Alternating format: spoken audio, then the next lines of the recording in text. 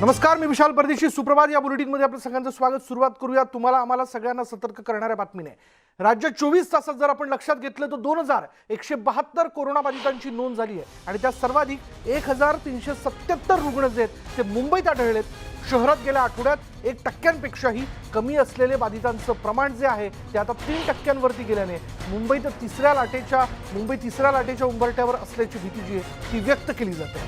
त्यामुळे प्रत्येकाची चिंता वाढवणारी ही बातमी आहे. म्हणून पुन्हा एकदा सगळ्या मुंबई आणि उपनगरातल्या लोकांना आवाहन करायचं, न्यूज 18 लोकमत या घडामोडींच्या माध्यमातून आपल्याला कुठे घाबरवत नाहीये. आपल्याला एकच या सगळ्या ह्याच्यातनं सांगण्याचा प्रयत्न आहे की आकडेवारी पुन्हा एकदा पहिल्यासारखीच वाढताना दिसते. त्यामुळे सतर्क राहा, कोरोनाशी संबंधित त्रिसूत्रीचं पालन करा आणि त्याचबरोबर या सगळ्या ह्याच्यामध्ये आपण जर पाहिलं तर लसीकरण हा या सगळ्या परिस्थितीवरचा रामबाण उपाय.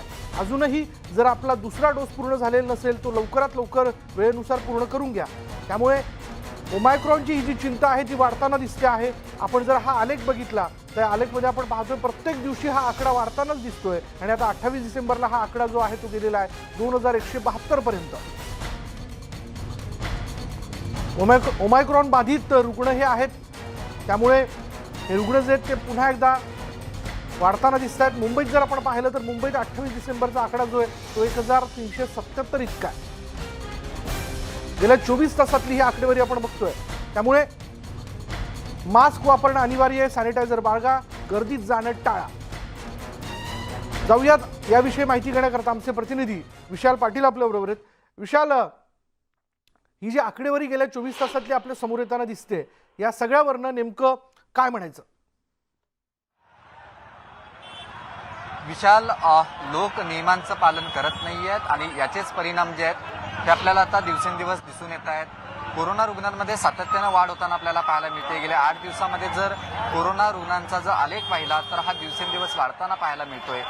जवळपास आता कालची जर आपण आकडेवारी पाहिली गेली तर 1300 पेक्षा अधिक कोरोना रुग्ण मुंबईसारख्या शहरामध्ये आढळलेले आहेत आणि याची कारणं स्पष्ट आहेत. ती म्हणजे माझ्या पाठीमागे जी गर्दी दिसते, अशा प्रकारची मार्केट असेल. आता मी दादर मार्केटमध्ये आहे. दादर मार्केटमध्ये अशा पद्धतीची गर्दी जी आहे ती आपल्याला पाहायला मिळते. खरं तर जवळपास 30 ते 40% लोक विना मास्क मार्केटमध्ये फिरताना आपल्याला पाहायला मिळत आहेत. अनेक नियमावलीचं पालन जे आहे ते होत नाही. सोशल डिस्टन्सचा पूर्णपणे फज्जा उडालेला आपल्याला अशा मार्केटमधला पाहायला मिळतोय. फक्त दादरचंच मार्केट नाही तर आजूबाजूची जे मच्छी मार्केट असेल किंवा फुल मार्केट असेल किंवा अन्य ठिकाणी अशा पद्धतीची मार्केट आहेत. मग भायखळामधील सुद्धा भाजी मार्केट असेल, अशा ठिकाणी मोठ्या प्रमाणात लोक खरेदीसाठी बाहेर येत आहेत. नियमावलींचा कुठेतरी विसर पडलेला मुंबईकरांना पाहायला मिळतोय आणि याचेच परिणाम जे आहेत हे कोरोना रुग्णांमध्ये जी वाढ होते सातत्यानं या माध्यमातून आपल्याला दिसून येत आहेत. जरी कोरोना रुग्णांमध्ये सातत्यानं वाढ होत असली तरी राज्यामध्ये एक दिलासादायक गोष्ट आहे ती म्हणजे ओमायक्रॉनचे रुग्ण जे आहेत ते काल सापडलेले नाही आहेत. मात्र अशा पद्धतीनं लोक जर बाहेर यायला लागले तर ओमायक्रॉनच्या रुग्णांमध्ये सुद्धा एक वाढ जी आहे ती होऊ शकते. मुंबईच्या महापौर किशोरी पेडणेकर यांनी सुद्धा लोकांना आवाहन केलंय की नववर्षाचं स्वागत जे आहे ते आपण नियमावलीमध्ये राहून नियमांचं पालन करू असं सुद्धा आवाहन करण्यात येत आहे. प्रशासनाकडनं सातत्यानं लोकांना सांगण्यात येते की सोशल डिस्टन्सचं पालन करा, मास्क वापरा. मात्र कोणत्याही प्रकारे अनेक जण आपण बघू शकतो त्यांच्या अनेकांच्या तोंडावरती मास्क जे आहेत ते आपल्याला दिसून येत नाहीत आणि अशा प्रकारची मोठी गर्दी जी आहे ती मुंबईकरांमध्ये आपल्याला पाहायला मिळते. मुंबईमधील रस्त्यांवरती अशा पद्धतीची गर्दी आपल्याला पाहायला मिळते आणि याचेच परिणाम जे आहेत ते येणाऱ्या काळामध्ये अनेक स्पष्टपणे दिसू शकतात. खरं तर येणाऱ्या 8 दिवसामध्ये कोरोना रुग्णांमध्ये अधिक वाढ होण्याची शक्यता दाट वर्तवली जाते. कारण का लोक मोठ्या प्रमाणात बाहेर पडत आहेत आणि यामुळेच कुठेतरी आता प्रशासन सुद्धा सातत्यानं जे आहे ते लोकांना आवाहन करते की नियमावलीचं पालन करा. मात्र कुठेतरी सर्व या लोकांना नियमांचा विसर जो आहे तो पडलेला आपल्याला पाहायला मिळतोय आणि येणाऱ्या काळामध्ये येणाऱ्या काही दिवसांमध्ये कोरोना रुग्णांमध्ये वाढ होण्याची शक्यता जी आहे ती वर्तवली जाते. विशाल, तो आपल्याबरोबर असंच थांब. आपण नागपूरमध्ये देखील नागपूरच्या परिस्थितीबद्दलचा अपडेट घेण्याकरता जाणार आहोत. याविषयी बोलण्यासाठी आपल्याबरोबर आमचे प्रतिनिधी तुषार कोहळे देखील आहे. तुषार, मी लवकरच नागपूरचा अपडेट घेण्याकरता तुझ्याकडे येतो, पण तत्पूर्वी मुंबईतल्या सगळ्या परिस्थितीबद्दल मुंबईच्या प्रथम नागरिक महापौर किशोरी पेडणेकर यांच्याशी आम्ही संवाद साधला. बघूयात त्यांनी काय म्हटलंय. मुंबईच्या महापौर किशोरी पेडणेकर आपल्यासोबत आहेत. ताई, ओमायक्रॉनचे रुग्ण जे आहेत ते मुंबईत सातत्यानं वाढताना दिसून येत आहेत. लोक सुद्धा नियमांचं पालन करताना दिसून येत नाहीत. मग दादर मार्केट असेल किंवा झू चौपाटी असेल या ठिकाणी लोक आता बाहेर पडत आहेत. नववर्षाच्या स्वागतासाठी सुद्धा लोक येऊ शकतात. काय सांगाल, कारण का इकडे रुग्णसंख्या वाढते? मुळामध्ये आपण प्रत्येक वेळेला त्यांच्याबरोबर महापालिका काम करेल, पोलीस यंत्रणा काम करेल, मग राज्य सरकार करेल, मग सगळे करतायत. पण जो घटक आहे महत्त्वाचा, ज्या घटकासाठी हे सगळे नियम बनवले जातात ते म्हणजे नागरिक, जनता. त्याने जर नियम मानायचेच नाही ठरवले, त्याच्यामध्ये पण एक फरक आहे. 100 लोक घेतले तर 80 लोक नियम पाळतायत.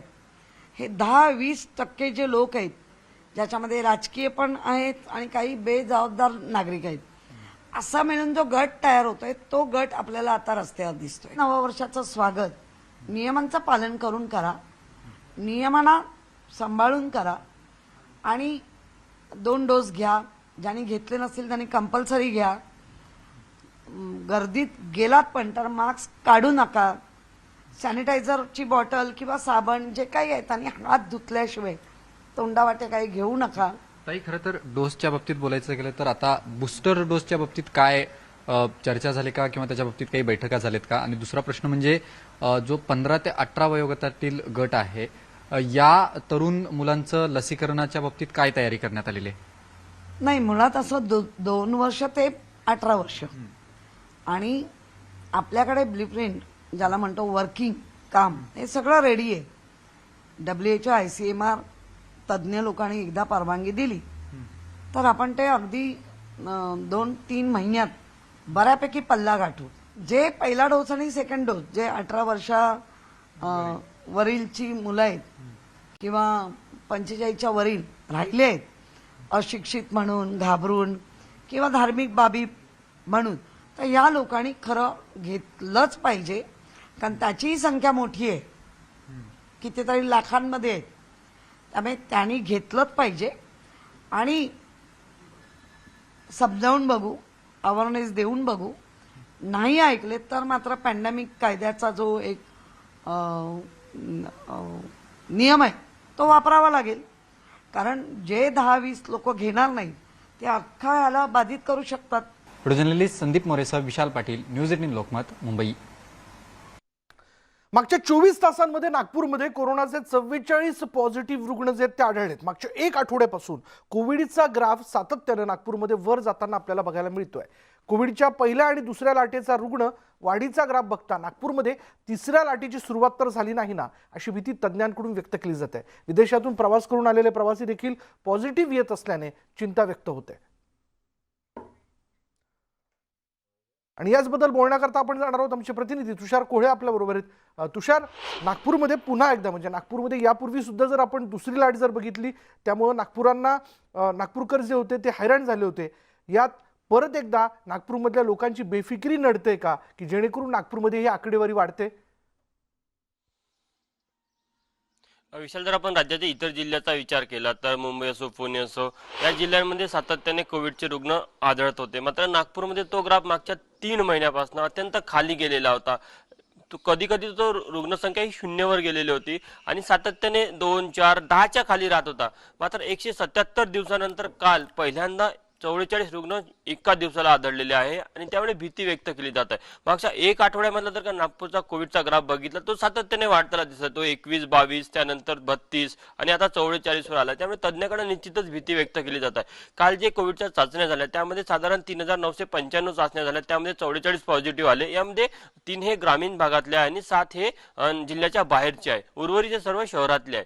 त्यामुळे हे आकडा जरी कमी दिसला असला तरी तज्ञांकडून भीती व्यक्त केली जाते. कारण की मागच्या काही दिवसांमध्ये दिवाळीचा उत्सव निघून गेला आणि एक पहिल्या लाटेमध्ये किंवा दुसऱ्या लाटेमध्ये एक ट्रेंड पाहायला मिळाला. जो ग्राफ सातत्याने वाढताना दिसत होता तो असाच दिसत होता की दिवाळीनंतर काही 1 महिन्यानंतर हळूहळू ग्राफ वाढायला सुरुवात झाली होती आणि तो मग 50, 60, 70 असं करता करता 24 एप्रिलला तो ग्राफ 9999 वर पोहोचलेला होता. त्यामुळे आता सध्याच्या परिस्थितीमध्ये परिस्थिती जरी नियंत्रणामध्ये दिसत असली तरी हळूहळू नागपूरमधला ग्राफ वाढत आहे. त्यामुळे प्रशासनाने आधीच खबरदारी घेतलेली आहे. 1 आठवड्या आधीच नागपूरमध्ये 9 नंतर संचारबंदी आहे, 9 नंतर दुकानं बंद करण्यात आलेली आहे. इतकंच नाही तर हॉटेल असेल, रेस्टॉरंट असेल, मॉल्स असेल, इथे देखील 50% मर्यादा लावून दिलेली आहे. प्रशासनाकडनं उपाययोजना केल्या जात आहे. विदेशामधून जे काही नागरिक येत आहेत त्यांचा एअरपोर्टवर त्यांची RT-PCR टेस्ट केली जात आहे. जर कोणी पॉझिटिव्ह आढळलं किंवा त्यांच्याकडे काही लक्षण असलं त्यांना होम क्वारंटाईन केलं जात आहे.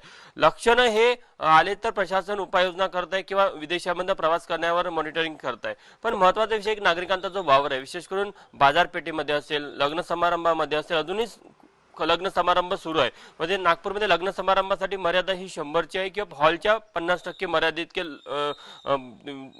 लोक तिथे ठेवू शकतात. असं असताना देखील मोठ्या संख्येने म्हणजे नियमाचं पालनच होत नाही नागरिकांकडनं. त्यामुळे ही एक भीती प्रशासनाकडनं सातत्याने व्यक्त केली जाते. आणि आता ज्या प्रकारे बाजारपेठेमधल्या नागरिकांचा वावर असते, लोक मास्क घालत नाही, लोकांचे मास्क हे उन्हटीवर असतात. यासोबतच जर का आपण बघितलं तर प्रशासनाकडनं देखील त्याकडे दुर्लक्ष केलं जातं. अनेक राजकीय कार्यक्रम होतात, अनेक सामाजिक सांस्कृतिक कार्यक्रम सुरू आहे नागपूरमध्ये. त्यामुळे एकंदरीतच नागपूरमध्ये जी चिंता आणि भीती व्यक्त केली जात आहे ते आकडेवारीवरून आपल्याला पाहायला मिळत आहे. आणखी एक आठवडा किंवा 15 दिवसाचा एक ट्रेंड बघावा लागेल आपल्याला. तो जर का असाच वाढत गेला तर निश्चितच प्रशासनाला आणखी काही कठोर पावले उचलण्याची शक्यता प्रशासनाकडून व्यक्त केली जात आहे. हा फक्त 10 दिवसाचा ट्रेंड आहे. पुढच्या 10 ते 15 दिवसाच्या ट्रेंडवर एक अंदाज येऊन जाईल की नागपूरमध्ये नेमकी काय परिस्थिती आहे. पण सध्या परिस्थिती चिंताजनक आहे, पण नियंत्रणामध्ये आहे. धन्यवाद तुषार या सगळ्या तपशिलाबद्दल. त्यामुळे सगळ्यांनाच म्हणजे केवळ नागपूरकरच नाहीत तर राज्यातल्या सगळ्यांनाच पुन्हा एकदा आम्ही अपील करतोय की या सगळ्या परिस्थितीत कोरोनाशी संबंधित त्रिसूत्रीचं पालन करा, अन्यथा आपल्याला पुढल्या लाटेला सामोरं जावं लागू शकतं, तशी भीती व्यक्त करण्यात येते. पुढे पाहूयात. बीडमध्ये भाजपच्या नेत्यांच्या मुलाचा शाही विवाह सोहळा पार पडला. खासदार आमदारांसह माजी मंत्री अधिकाऱ्यांसह हजारोंनी सोहळ्याला उपस्थिती लावली होती. माजी आमदार बाजीराव जगताप यांच्या मुलाच्या लग्नाला कोरोना नियम पायदळीत उडवल्याचं बघायला मिळालं. लोकप्रतिनिधींकडून नियमांची पायमल्ली होत असल्याचं चित्र आहे.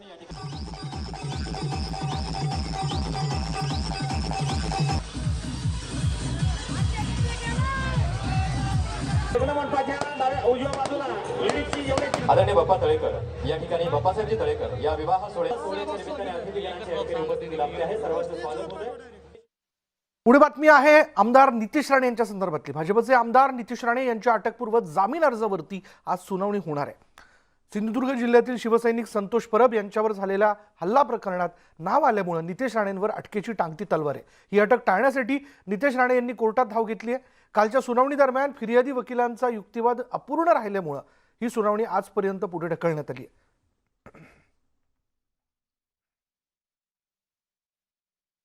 आमचे सिंधुदुर्गचे प्रतिनिधी विशाल रेवडेकर आपल्या बरोबर आहेत. विशाल, आज ही अपूर्ण राहिलेली सुनावणी पूर्ण केल्या जाईल का? काय चर्चा एकूण?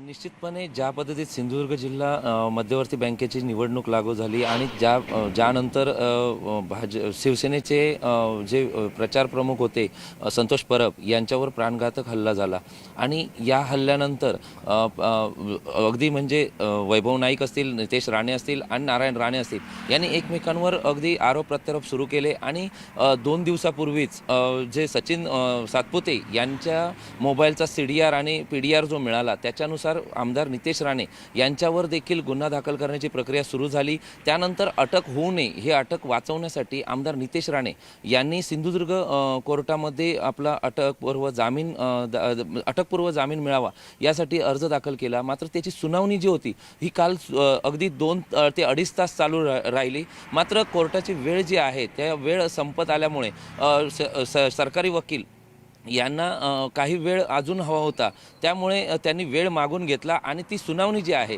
ती कालची सुनावणी आज होणार आहे. आणि पुढचा जो निर्णय आहे आणि जो उर्वरित युक्तिवाद जो आहे तो आज होणार आहे आणि त्यानंतर निर्णय होईल की नाही याबद्दल देखील अपेक्षित राहावं लागेल असंच म्हणावं लागेल. धन्यवाद विशाल या सगळ्या माहितीबद्दल. बघूयात अटकपूर्व जामीन नितेश राणेंना दिला जातोय का? त्या प्रकरणात अपूर्ण राहिलेली जी सुनावणी ती आज पूर्ण केली जाणार आहे. पुढे पाहूयात. महाड तालुक्यातील आदिस्ते गावच्या महिला सरपंचचा मृतदेह जंगलात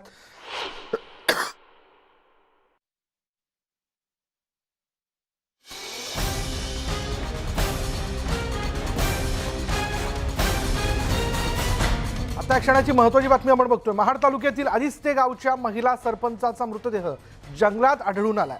तुडील भेलोशी रस्त्यालगत आदिस्ते गावच्या उबटआळी या रस्त्यालगत सोमवारी दुपारी जंगलात ही जी महिला आहे ती फाटी आणण्यासाठी गेली असता ही घटना घडली आहे. गावातील एक तरुण महाडकडे येत असताना रस्त्यालगत फाट्यांची भारी त्यांनी पाहिली, मात्र कोणी दिसलं नाही. म्हणून या तरुणाने परिसरात इकडे तिकडे जरा एक फेरफटका मारला असता रस्त्यालगत जंगल भागात ही महिला जी आहे ती मृत अवस्थेत दिसून आली. तिचा मृतदेह विवस्त्र असल्याने अतिप्रसंग किंवा तिच्यावरती बलात्कार झाल्याचा संशय जो आहे तो व्यक्त केला जातो. या महिलेवर काल शोकाकुल वातावरणात अंत्यसंस्कार करण्यात आले. सरपंचाचा खून झाल्याचा स्थानिकांनी संशय व्यक्त केला. माणुसकीला काळीमा फासणाऱ्या घटनेमुळे सगळीकडे खळबळ उडाली असून लवकरात लवकर आरोपीला पकडून त्याला फाशी द्यावी अशी मागणी करण्यात येते. आमचे प्रतिनिधी शिवाजी गोरे या सगळ्या घडामोडींवरती लक्ष ठेवून आहेत. शिवाजी, ही महिला एक सरपंच होती आणि या सगळ्या घटनेनंतर जे अंदाज बांधले जात आहेत याबद्दल पोलीस काय माहिती देत आहेत? खरोखरच माणुसकीला काळीमा फासणारी ही घटना म्हणावी लागेल. कारण गावापासून अगदी हाकेच्या अंतरावरच त्या महिलेचा दिवसा ढवळ्या खून झालेला आहे. आपल्या आईसोबत त्या सोमवारी लाकूड फाटा गोळा करण्यासाठी जंगलमय भागामध्ये गेल्या होत्या आणि त्याच ठिकाणी त्यांचा खून झालेला आहे. विवस्त्र अवस्थेमध्ये त्यांचा मृतदेह आढळल्यामुळे त्यांच्यावरती बलात्कार सुद्धा झाला असण्याची शक्यता वर्तवली जात आहे. परंतु पोलिसांना पाचारण करण्यात आलं असता काल डॉग स्क्वॉड सुद्धा या भागामध्ये बोलवण्यात आलं होतं आणि डॉग स्क्वॉडनी ज्या ठिकाणी त्या महिलेचा खून झाला त्या खुनाच्या जागेपासून वस्तीपर्यंत डॉग स्क्वॉड गेल्यामुळे या भागामधले स्थानिक गुन्हेगार असावेत असा संशय सुद्धा व्यक्त केला जातोय. 2 दिवसानंतर जे खुनी आहेत त्यांना अटक होऊ शकलेली नाही, परंतु पोलिसांचा युद्ध पातळीवरती तपास सुरू आहे. मोठ्या प्रमाणात पोलिसांची तुकडी या ठिकाणी तैनात आहे. महाडचे डीवायएसपी निलेश तांबे यांच्या नेतृत्वाखाली पोलिसांची मोठी एक टीम या भागामध्ये तैनात करण्यात आलेली आहे. बारीक सारीक गोष्टीवरती पोलीस लक्ष ठेवून आहेत. गावातली कोणती व्यक्ती बाहेर गेली का किंवा बाहेरची व्यक्ती गावात कोणी आली का याचा सुद्धा तपास सुरू आहे. परंतु 2 दिवस झाले मात्र या दुर्दैवी घटना जी घडलेली आहे या घटनेचा तपास पूर्ण झालेला नाही, आरोपीला अटक झालेली नाही. त्यामुळे इथल्या नागरिकांच्या भावना अतिशय संतप्त झालेल्या आहेत. लवकरात लवकर गुन्हेगारांना पकडावं आणि त्यांना कठोरात कठोर शासन करावं, त्यांना फाशी व्हावी अशी सुद्धा मागणी केली जाते. सोमवारी आपल्या आईसोबत गेलेल्या ज्या मीनाक्षी किडबिडे आहेत सरपंच, त्यांची कारकिर्दी अतिशय चांगली होती. गेले 4 वर्ष त्या या आधीच ते गावच्या सरपंच आहेत, परंतु अचानक सोमवारी त्या जंगलामध्ये लाकूड फाटा गोळा करण्यासाठी गेल्या आणि त्यांचा खून झाला. हा खून अतिशय निंदनीय आहे. या परिसरामधून निषेध व्यक्त केला जातोय. ही खरोखरच दुर्दैवी घटना म्हणावी लागेल. एका महिला सरपंचाचा अशा प्रकारे दिवसा ढवळ्या खून व्हावा, विवस्त्र अवस्थेमध्ये त्यांचा मृतदेह आढळून यावा, ही खरोखर दुर्दैवी बाब आहे आणि याच गोष्टीचा सर्वच राजकीय पक्षाकडून निषेध सुद्धा व्यक्त केला जातोय. बरोबर. या महाडचे आमदार आहेत. घटनेतनं जे मुद्दे समोर येताना दिसत आहेत शिवाजी, ते सगळे संशयास्पद आहे. त्याचा तपास पोलिसांना कसून करावा लागणार आहे. धन्यवाद शिवाजी या सगळ्या तपशिलाबद्दल. यानंतर नमस्ते महाराष्ट्र या बुलेटिनमध्ये इथेच थांबणार आहोत, पण जाता जाता दिवसभरातल्या महत्त्वाच्या आणि ताज्या बातम्यांसाठी आमचं यूट्यूब चॅनल न्यूज 18 लोकमतला सबस्क्राईब करायला विसरू नका.